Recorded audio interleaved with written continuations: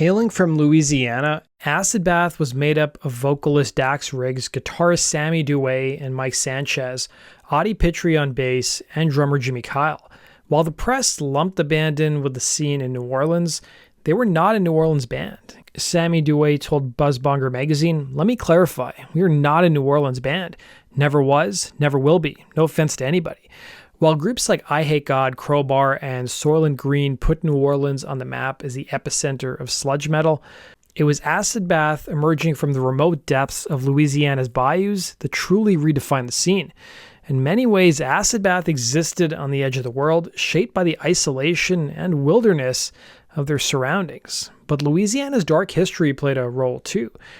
Duet remarked, "There's a very dark vibe here. The first settlers used it as a penal colony. Southern Louisiana is where they'd stick their murderers, their rapists, and their mentally ill. It all seeped into the soil." Forming in the early 90s, Acid Bath forged a sound that defied easy classification. Their music collided heavy, doom-laden riffs with death metal ferocity, blues undertones, and a flair for nightmarish visions and feverish tales. Over just 6 short years, the band released 2 studio albums that became cult favorites. But sadly, their run abruptly ended in 1997 following a tragic loss. While the band attempted to salvage what was left, they disbanded for the time being, but over the years their legend grew thanks to the internet.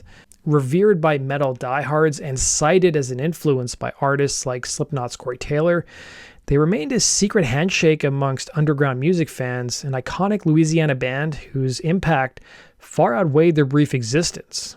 But strangely enough, in the years that followed, their story is one that almost seems like it had been deliberately erased from the internet. If you're like me and you want to listen to your favorite band or show a friend or family member, you probably head to YouTube. Before 2020, if you did that with Acid Bath, you would get, well, this, or a bunch of videos of some really poor quality bootlegs, or my favorite, a guy literally recording a song that he's playing in his living room. That's fan dedication right there, and I'm not knocking them at all. It's great that fans are doing what they could to let people discover and hear Acid Bath's music. The reason for this was that their old label, Roadrunner Records, still thought it was 1996. Rotten wasn't happy with how much YouTube and other streaming platforms were paying. But finally in 2020, the band made their whole Roadrunner Records catalog available on Spotify and other streaming platforms. Since then, they've even put out a few clips, including some of their live shows on their own YouTube channel.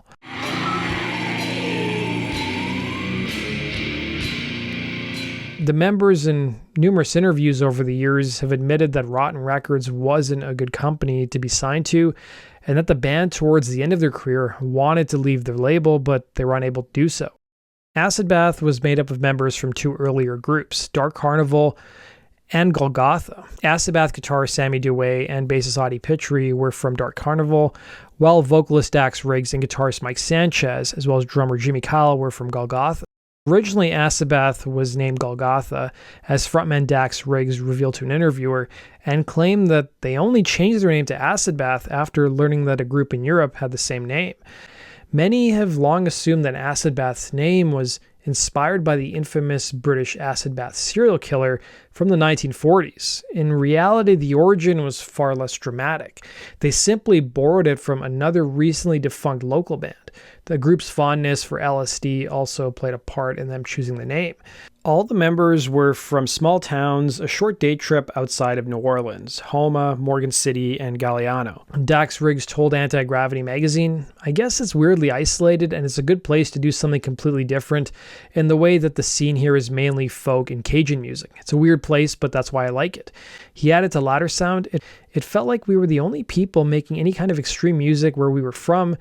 The band's sound was influenced by an eclectic roster of artists including Black Sabbath, Alice Cooper, Celtic Frost, Simon and Garfunkel, Carcass, and Darkthrone. The band's sound mixed styles of sludge metal with death growls and gothic and grunge vocals, along with acoustic guitar and spoken word poetry, and the band's music was well known for featuring multiple tempo changes within one song. Acid Bath was also known, of course, for their controversial album artwork and song titles, something we'll talk about in a bit. If Acid Bath were going to get noticed, though, in their early days, they needed to break out beyond their rural origin. They started to play late-night shows in New Orleans, winning over local crowds, and They soon befriended local groups like I Hate God and Crowbar.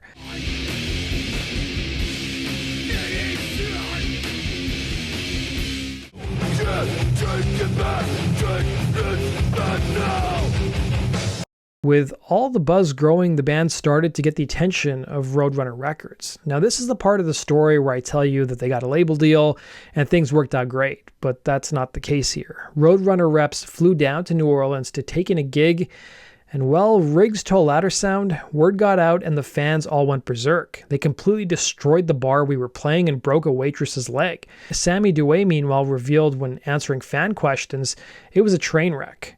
While Roadrunner passed on the band, they soon recorded a demo tape in 1994 titled Hymns of the Needle Freak. The demo was produced by their manager Keith Falgout, and it earned them the attention of several record labels.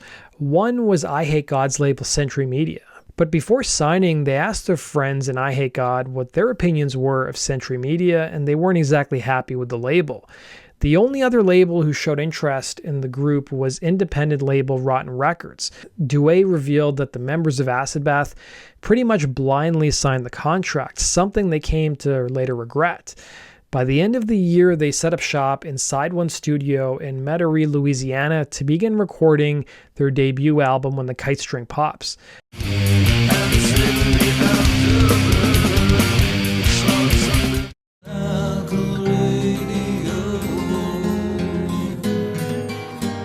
Rotten Records issued a statement promoting the band that read, "The lure of Acid Bath is their ability to manipulate extremes without ever losing an ounce of emotion." Riggs was inspired by the comic books, specifically those authored by Frank Miller, Alan Moore, and Clive Barker. Their debut album, which was issued in 1994, soon became a cult classic, and it seemed to make more news for its album cover than the actual songs. The album's artwork featured a painting of a creepy clown that was done by serial killer John Wayne Gacy while he was on death row for the murder of over 30 young men. On the cover, you can see the words Pogo the Clown and a signature by J.W. Gacy. Duet revealed in an interview that the band couldn't agree on an album cover, and the artwork was presented to them by their label. They had no clue who the clown was until their label rep told them, and it turned out the artwork was acquired through a guy in Florida who strangely enough collected belongings from serial killers. Gacy would often perform at community events as Pogo the Clown, but not everybody in Acid Bath was happy with the album artwork. As Dax Riggs admitted to Louder Sound, "I hated it. I get that we had serial killer references and it made sense on the surface, but to associate it with a particular killer or incident wasn't a good thing for us." The bad vibes seemed to follow them on the road as well. The band attempted to play some shows in Canada, but were denied entry at the border as they'd forgotten some of their paperwork. Duet told Louder Sound, "Then they found something they weren't happy with on our bus. Let's leave it at that," referring to the Canadian border guards. The album contained the only Acid Bath song that was ever made into a music video called Tubabo Kumi, which is Swahili for Land of the White Cannibals.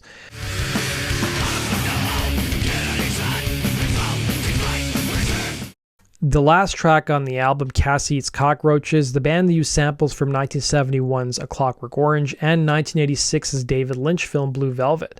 Riggs' lyrics also had a dark undercurrent running through them, often focusing on drug use, death, mental illness, dark humor, paganism, nihilism, and just a general dislike of humankind. I'd like to have a right down there on the floor with the old in-out, real savage. The group's debut album wasn't the only time they would go the controversial route with their artwork, as their 1994 extended release called Edits used artwork by serial killer Richard Ramirez, who was known as the Night Stalker, who terrorized Los Angeles and San Francisco in the mid-80s. The media, if you guys remember, stupidly claimed that the AC/DC song Night Prowler inspired his murders. The theme of controversial artwork followed them on their more melodic and final studio record, 1996's Pagan, Terrorism Tactics. The album cover was designed by Dr. Jack Kevorkian, a controversial proponent of MAID. In 1997, during an interview with Chronicles of Chaos, Sanchez commented on the choice of artwork, stating, "The madness, chaos, and romance of Ramirez and Gacy was a tasteful ingredient to throw into our American pie." Dr. Jack Kevorkian featured on Pagan Terrorism Tactics, part of what's going on inside. There are those who praise him for giving them their freedom, then there are those who are on the outside wanting your freedom to control.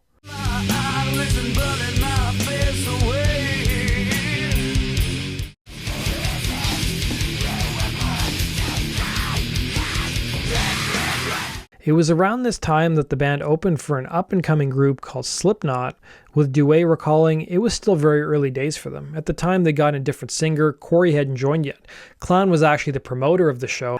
As I recall, they still had a lot of that theatricality, and Clown was there beating these beer kegs.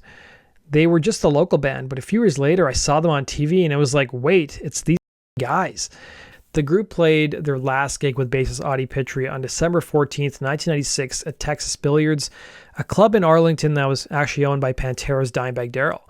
Sadly, a few months later, on January 23rd, 1997, Pitre and his parents were killed by a drunk driver who had run a stop sign. Kelly Pitre, Audie's brother, was the only one of 4 family members to survive the incident, escaping with only a broken rib and a mild neck fracture. The drunk driver, meanwhile, was convicted with 3 counts of vehicular manslaughter.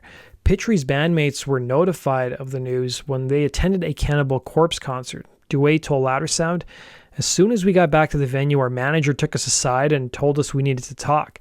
Audie's girlfriend called us and she just said, 'He's gone. He's dead.' I hung up and told the rest of the guys. We just couldn't believe it. It was a bad night. I've been friends with him since we were teenagers. Audie's the guy who made it all possible." The members ended up being the pallbearers at their departed bassist's funeral. Acid Bath did try to continue on for a bit longer, enlisting Audie's best friend Joseph Fontenot, and they played a few shows. But the difficulty of playing without Audie proved to be too much, and the band opted to call it a day following a less than stellar gig on April 25th, 1997 at the Shreveport Municipal Auditorium. The venue, which typically has a capacity of 3,000 people, only saw 500 people in attendance. Riggs told Louder Sound it was a crushing end to it all, really. This guy rented out this huge theater to have the last Acid Bath show in. It was us, Crowbar, Floodgate, and I believe there was one other band that might have opened. I hate to say it, but, after that show, I kind of knew that it was over at that point. Just the whole vibe that, I remember we did not get paid for that show because the guy that put the show on rented this massive theater with this massive sound system and spent all this money, and when it came down to paying the bands, there was no money to pay the bands because he didn't really promote the show correctly, so there weren't enough people at that show to pay the bands. I remember something about Kirk from Crowbar locking the guy in the room and threatening to get the money out of him, if you know what I mean. But it's important to note that in other interviews, the members stated that even if Pitre hadn't died, the group would have likely split anyways. Riggs revealed to Metal Underground that the slower and acoustic songs he was coming up with was not something his bandmates were particularly interested in pursuing. He told the publication, "There were some problems on the second record. The Iggy Pop-ish kind of vibes that I was sending out there, they weren't fully taken by some members of the band." In a separate interview, he was asked whether the bassist's death was an excuse to break up the band, to which he responded, "There were definite vibes in the band that we were through. There were too many people around that didn't play in the band that were relying on us for their livelihood. I don't know if I could have stepped out. Maybe I could have broken away slowly." Audie was the one in the band that tied it all together. He was the one that dug heavy and melodic hippie type music. I felt creatively that it wasn't happening anymore. We weren't hanging out together, but each had their own camp in the band. It wasn't an excuse, it was just a reason. The band did begin writing material for what would have been their third LP that was tentatively titled Killer Rat Poison. Here's what Duet had to say about it. A lot of people were asking about like a third album. Was there material for a third album? Like, did you have it? There's things that say you have a third album that was distributed a little bit, or you use the riffs in Goatwhore. I'm going to clarify this once and for all. All right. Exclusive Does It Doom information. I'll take it. There was no actual professional recording of stuff for the third album. like everybody's saying that it was recorded and we didn't put it out because of the record company and blah, blah, blah, blah, blah. That's all. Basically, what I have, and I believe I am the only person that owns this, is that we used to practice in this house where I used to live in Thibodaux, Louisiana. And at the time, Goat Whore and Acid Bath was rehearsing there. And we would just, come up with some ideas and record them. And they never really formed into songs per se. Right. But it's like just the beginnings of songs and just pieces that felt that they got put together and stuff. So I have like very rough, like ghetto blaster recordings of those jam sessions, and it never really developed into entire songs. It's just, Following the dissolution of the band, the members each went their separate ways, with Duet continuing to play in several metal outfits, including joining Crowbar and starting his own group Goat Whore. But thanks to the advent of file-sharing sites, Acid Bath, while no longer active, saw their music reach a whole new audience. Duet told Loudersound, "While we were together, nobody really gave it. Touring, we'd only do really well in Louisiana and the South. We go to New York City, there'd be 10 people there." Riggs added to Loudersound, "You'd think it would have taken a rest when we put the band to sleep. It never did. I still get people telling me we recorded their favorite albums. Adult actress Stormy Daniels even has our lyrics tattooed on her. It blows my mind." Riggs and guitarist Mike Sanchez played together in Agents of Oblivion, releasing one album in the year 2000.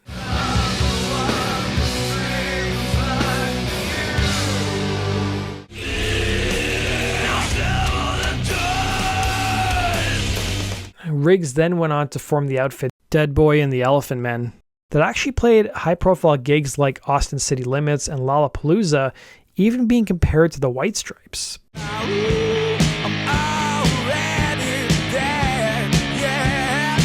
But the band ended after just a few short years, and Riggs turned his attention to a solo career and even withdrew from the public eye for nearly a decade. For years, the question of an Acid Bath reunion would be brought up in interviews with the former members. Rumors even circulated that the band was reuniting without Riggs, who apparently wasn't interested in revisiting his past, with Slipknot's Corey Taylor being rumored to be filling in for him.